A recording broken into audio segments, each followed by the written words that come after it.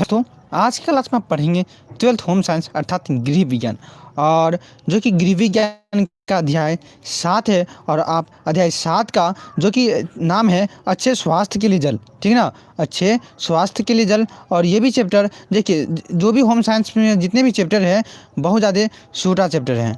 तो सबसे पहले आपको बता दूं, चैनल पे नहीं हो जरूर चैनल को ज़रूर सब्सक्राइब कर दीजिएगा और सभी जगह शेयर कर दीजिएगा। तो हम जो कि आज हम इसी का ऑब्जेक्टिव क्वेश्चंस विद आंसर करने वाले हैं। अध्याय 6 तक पढ़ा चुके हैं। यदि आप नहीं देखें और इसका सिलेबस नहीं देखें जाकर ज़रूर देख लीजिएगा, ठीक। और इसका भी क्रेश कोर्स जल्दी हम स्टार्ट करने वाले हैं। तो मनीष सिंह बताइए हेलो। तो यहाँ पे आप बताइए आवाज़ क्लियर है या नहीं, थोड़ा जल्दी फास्ट में बताइए आवाज़ मेरा क्लियर है या नहीं। तो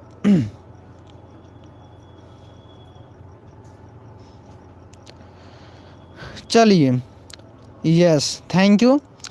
तो यहाँ पे हम वही अध्याय 7 पर चले हैं और अध्याय 7 का जो पहला क्वेश्चन बोल रहा है उसमें ऑप्शन ए रक्त में जल कितना प्रतिशत होता है। ये आप लोग ज़रूर जानते होंगे, ठीक ना, कि रक्त में रक्त में जल कितना प्रतिशत होता है। तो 90%, 80%, 70 या 60। तो यहाँ पे जो कि रक्त में जो कि आपके खून में कितना प्रतिशत जल होता है, तो यहाँ पे 90%, जो कि खून में 90% जल होता है। इसलिए आप लोगों को बार बार डॉक्टर कहते होंगे कि आप जल ज़्यादा पीजिए, मतलब खाना कम खाइए। खाना जहाँ आप 10% खाते हैं, खाना जहाँ 20% खाते हैं उसको 10% खाइए, और लेकिन पानी 20% पिए, मतलब खाने से दोगुना पानी पीजिए, ठीक ना। तो यहाँ पे ये आप लोगों को बोला जाता है। लेकिन यहाँ पे तो यहीं पर इसे आप समझ सकते हैं, रक्त में जल कितना प्रतिशत पाया जाता है। तो ऑप्शन ए हो जाएगा 90%। ऑप्शन 2 जो कि दूसरा नंबर क्वेश्चन बोला है शरीर के वजन का कितना प्रतिशत जल में होता है। क्या बोल रहा है, शरीर के वजन का कितना प्रतिशत भाग जल होता है। तो देखिए आपके पूरा बॉडी की बात बोल रहा है, आपके बॉडी में कितना प्रतिशत जल रहता है बताइए। यहाँ पे पहला क्वेश्चन था रक्त में, और यहाँ बॉडी में है, बॉडी में कितना प्रतिशत जो कि जल पाया जाता है।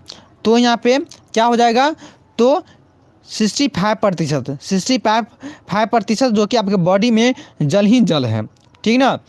तो यहाँ पे अच्छा एक चीज़ और नोट कर लीजिए कि आपके शरीर के जो फेफड़ा है, फेफड़ा में 80% जल पाया जाता है, और जो आपके मस्तिष्क है, जो आपके दिमाग है, दिमाग में 85% जल पाया जाता है, ठीक ना।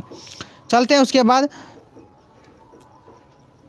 3 नंबर क्वेश्चन पे। और 3 नंबर क्वेश्चन बोल रहा है जो कि पीने के पानी को साफ करने के लिए निम्नलिखित में से आप किसका उपयोग करते हैं। पीने के पानी को साफ करने के लिए निम्नलिखित में से किसका उपयोग किया जाता है। ऑप्शन ए नमक, option B glucose, option C sodium, option D chlorine.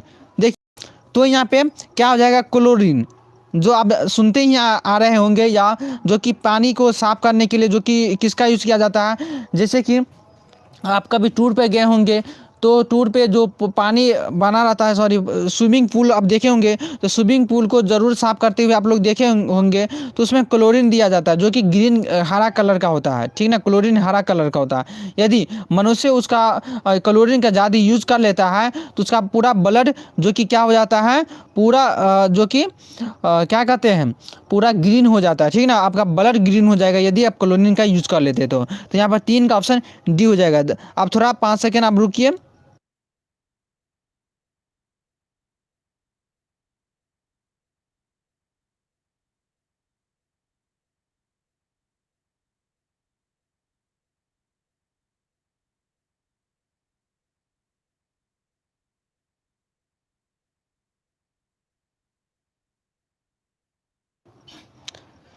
तो यहाँ पे क्या हो जाएगा, 3 का ऑप्शन डी लगा देना, ठीक ना। जो कि आपके पीने के पानी को साफ करने के लिए किसका उपयोग करता है, तो क्लोरीन, जो कि अभी आप लोगों को जानना बहुत ज़रूरी है और ये इंपॉर्टेंट है, वीवीआई क्वेश्चन है, ठीक ना।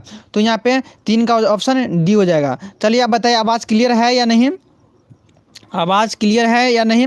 चलिए यहाँ पे मनीष जी भी बोले हैं डी, इसका मतलब मनीष जी ध्यान से पढ़ते हैं। उसके बाद चलते हैं 4 नंबर क्वेश्चन। और 4 नंबर क्वेश्चन बोल रहा है आवाज़ मेरा क्लियर है या नहीं ये बता दीजिए थोड़ा।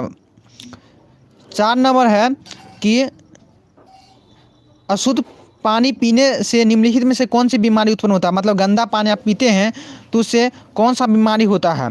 तो ऑप्शन ए हैजा, ऑप्शन बी अतिसार, ऑप्शन डी डायरिया, इनमें से सभी। तो यहाँ पे आपको बता दूं, जो कि देखिए अशुद्ध अर्थात गंदे पानी आप पीते हैं, तो गंदे पानी पीने से हैजा, अतिसार, डायरिया या कौन कौन सी बीमारी होती है। तो देखिए गंदी पानी पीने से बहुत सारी बीमारी उत्पन्न होते हैं, लेकिन ऑप्शन के अनुसार आपको बता दूं तो यहाँ पे हैजा भी होते हैं, फेफड़ा वाला, अतिसार, ठीक है ना, डायरिया तो होते ही हैं। जानते होंगे डायरिया अधिकांश मतलब कि अब भी देखा जाता है, अभी के समय में बहुत सारे स्टूडेंट को या यहाँ पर सॉरी स्टूडेंट बोला गया, बहुत सारे बच्चे को अभी सबसे ज़्यादा डायरिया उत्पन्न होते हैं, बीमारी सबसे ज़्यादा डायरिया उत्पन्न होते हैं।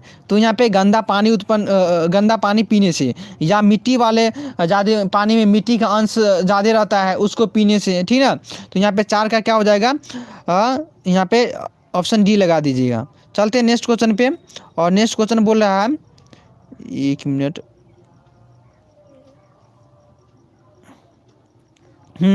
5 नंबर क्वेश्चन बोल रहा है कितने प्रतिशत पानी को कमी से बच्चे की मृत्यु हो जाती है। और ये क्वेश्चन एग्जाम में आया हुआ है, कितने प्रतिशत पानी की कमी से बच्चे की मृत्यु हो जाती है।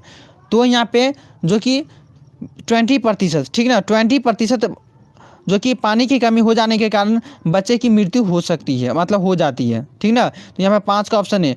और जो जिसके घर में बच्चे होंगे या कभी हॉस्पिटल गए होंगे तो ज़रूर ये डॉक्टर ये चीज़ के बारे में सलाह दिया जाता है, मतलब डॉक्टर के द्वारा दिया जाता है। 6 नंबर, जो कि पाचन, अवशोषण एवं चयापचय में किस स्रोत से मदद होता है, मतलब बोला पाचन करने में या अवशोषण करने में या चयापचय में किस स्रोत से मदद होता है। ऑप्शन ए है लार ग्रंथियों से निकलना जल, ऑप्शन बी ऊपर से पिया गया जल, ऑप्शन सी भोज्य पदार्थों से निकला जल, ऑप्शन डी इनमें से सभी। तो यहाँ पे देखिए पाचन, तो पाचन होने के लिए जो आपके लार ग्रंथि होते हैं, जैसे जीभ से पानी आता है, ठीक ना। तो सिंपल सी बात समझिए, सिंपल भाषा में, और ऊपर से पिया गया जल, ठीक ना। तो पाचन अवशोषण में चयापचय में मदद करता है क्या, तो ऊपर से पिया गया जल, भोज्य पदार्थों से निकला जल, ठीक ना, इनमें से सभी लगा देना है।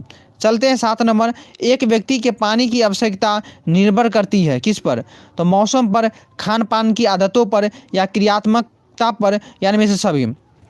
तो यहाँ पे जो कि क्या हो जाएगा, एक व्यक्ति को ये पानी की आवश्यकता पर मतलब निर्भर करती है, तो इनमें से डी नहीं लगाना है, गलत है। देखिए मौसम पर तो होता है, खान पान की आदतों पर नहीं, क्रियात्मकता पर, आप कितना काम करते हैं, ठीक ना। आप देखिए कोई व्यक्ति होता है जो एक ही गिलास पानी में पूरा दिन मतलब अपने आप को पूरा पास कर लेता है, ठीक ना, मतलब पूरे एक दिन में पूरा दिन में एक गिलास, वह भी छोटा गिलास से एक गिलास पानी पीते हैं बस। और कोई व्यक्ति होता है जो ज़्यादा काम करते हैं उसको ज़्यादा प्यास होता है, आप ज़्यादा रनिंग करते हैं या ज़्यादा कोई काम करते हैं ज़्यादा मेहनत वाला, तो उसमें आपको बार बार प्यास लगता है, ठीक ना। तो आपकी क्रिया पर ना लगता है, तो जैसा क्रिया करते हैं वे उसे मतलब उस प्रकार से आपको प्यास लगता है। तो यहाँ पर क्रियात्मकता हो जाएगा, ठीक ना। 7 का ऑप्शन सी लगा देना। 8 नंबर, जल का निष्कासन नहीं होता किस में, जल का निष्कासन मतलब किस में जल का मतलब नहीं निकलता है जल, गुर्दा से, फेफड़े से, पेट से या त्वचा से, किस में से जल नहीं निकलता, निष्कासन नहीं होता है। तो यहाँ पे क्या हो जाएगा, पेट से, ठीक है, त्वचा से जल निकलता है, फेफड़े से जल निकलता है, गुर्दा से जल निकलता है, लेकिन पेट से जल नहीं निकलता है। चलते हैं 9 नंबर, जो कि निम्नलिखित में से जल का स्रोत नहीं है, कौन, भोजन, पेयजल, पेय पदार्थ, मिठाइयाँ। तो यहाँ पे भोजन में जल का स्रोत मतलब क्या बोला नहीं है, तो ये तो है पेयजल है, पेय पदार्थ है, लेकिन मिठाइयाँ ये पेय मतलब जल का स्रोत है या नहीं। तो यहाँ पे 9 का ऑप्शन डी लगा देना है। 10 नंबर, शरीर से जल का व्यय किसके द्वारा नहीं होता, शरीर से जल का व्यय किसके द्वारा नहीं होता। ऑप्शन ए श्वसन, ऑप्शन बी नहाना, ऑप्शन सी पसीना, या शरीर का वर्ज्य पदार्थ। तो यहाँ पे 10 का क्या हो जाएगा, देखिए शरीर से जल का व्यय मतलब किसके द्वारा नहीं होता, तो नहाना, ठीक है ना, ऑप्शन बी लगा देना है। चलते हैं 11 नंबर, व्यक्ति के जल की आवश्यकता निर्भर करती है क्रिया पर, भोजन के प्रकार पर, जलवायु पर, या इनमें से सभी। तो यहाँ पे वही क्वेश्चन आया था, लेकिन वहाँ पे क्रियात्मकता था, लेकिन यहाँ पर क्रिया, सेम वही बात है क्या। तो यहाँ पे क्या लगा देना है, व्यक्ति की क्रिया पर, तो व्यक्ति के जल की आवश्यकता निर्भर करती है भोजन के प्रकार पर, ऐसे इस पर भी निर्भर करती है। आप जैसे आप जो फास्ट फूड खाते हैं, जैसे बर्गर, पिज़्ज़ा, जो भी हो क्या कहते हैं, चाउमीन, पास्ता, ये सब होता है ना फास्ट फास्ट फूड फूड, तो ये सब खाइएगा तो ज़्यादा प्यास लगेगा। ऐसे नहीं, सॉरी, ये सब खाइएगा तो कम प्यास लगेगा। जैसे घर का खाना खाते हैं उसमें ज़्यादा प्यास लगता है। तो भोजन पर, जलवायु पर, ठीक ना। तो जैसे जलवायु करने का मतलब सर्दी में कम प्यास लगेगा, गर्मी ज़्यादा प्यास लगता है, इस पर भी हो जाएगा। तो ये इनमें से डी लगा दीजिएगा, ठीक ना। डी भी लगा दीजिए चलेगा, लेकिन सबसे ज़्यादा यहाँ पर व्यक्ति की जल की आवश्यकता निर्भर करती है किस पर, तो यहाँ पे निर्भर शरीर, सॉरी, व्यक्ति की जल की आवश्यकता निर्भर करती है। तो यहाँ पे क्रिया पर भी होता है, इनमें से डी ही लगा दीजिए। और सॉरी, 11 का भी डी लगाइएगा। और एक चीज़ और बोले हैं, एक व्यक्ति की पानी की आवश्यकता निर्भर करती है किस पर, तो मौसम पर, खान पान की आदतों पर, इनमें से ई भी डी लगा दीजिएगा, ठीक ना। बाकी ये समझा दिए हैं, डी ही होगा इसका। तो 11 तक हमने पढ़ा दिया है। 12 नंबर, और इस चैप्टर का लास्ट क्वेश्चन है, निम्नलिखित में से कौन सा सही नहीं है। ऑप्शन है मल मूत्र पानी में घुलनशील होता है। क्या बोला? मल मूत्र पानी में घुलनशील होता है। जल भोजन को संतुलित करता है। ऑप्शन सी निर्जलीकरण घातक हो सकता है। ऑप्शन डी जल की प्राप्ति भोजन से नहीं होती है। तो क्या हो जाएगा बताइए? तो यहाँ पे कौन सही नहीं है? मल मूत्र पानी में क्या मल मूत्र घुलनशील होता है? हैं? तो यहाँ पे नहीं ना होगा, तो ये गलत है, ठीक ना। तो यहाँ पे 12 का ऑप्शन ए लगा दीजिएगा। तो ये आज का जो क्लास था, जो कि कैसा लगा आप लोगों को ज़रूर बता दीजिएगा। और टेलीग्राम पर जरूर जाइए, इसका PDF डाल देते हैं अभी। और मॉडल पेपर हम टेलीग्राम पर डाल दिए हैं, आप लोगों को मतलब लोड नहीं हो पा रहा है तो डाल दिए हैं, जिसमें अभी तक जितने भी लैंग्वेज पेपर है, जैसे हिंदी हो गया, मैथिली हो गया और इंग्लिश हो गया, इस सब पे जो ये सब का है, इसका मॉडल पेपर अभी नहीं आया, बिहार बोर्ड नहीं निकाला। उसके साथ म्यूजिक का हो गया, होम साइंस का हो गया, और कौन सा है, मतलब ऐसे ही कुछ पेपर सब है, तो ऐसे चीज़ का अभी नहीं आ पाया, ठीक ना। तो मॉडल पेपर ऐसा नहीं, जो मॉडल पेपर जो भी नाम बोले अभी, तो वह सब मॉडल पेपर नहीं है, तो उसके लिए घबराइए नहीं, बिहार बोर्ड निकालेगा ही, ठीक ना। उसे बहुत जल्दी मतलब तैयार कर लिया था, लेट से मॉडल पेपर दिया, लेकिन 1 महीना के अंदर में तैयारी कर लिया। बिहार बोर्ड को मॉडल पेपर तैयार करने में काफ़ी टाइम लग जाता था इस बार, ठीक ना। तो चलिए, मॉडल पेपर ज़रूर अब ले लीजिएगा, टेलीग्राम पर जाइए, वहाँ पर PDF मिलेगा। MCQ क्वेश्चन अभी बंद किए हुए तो होगा, तो आज रात से चालू कर देंगे पढ़ाई, आज से स्टार्ट कर देते हैं। थोड़ा पढ़ाने में हम दिक्कत हो गया था, ये चीज़ है। फेसबुक पर ज़रूर फॉलो कीजिए, ठीक ना। चलिए, तो आज के लिए इतना ही, धन्यवाद। मिलेंगे नेक्स्ट जो कि क्लास में।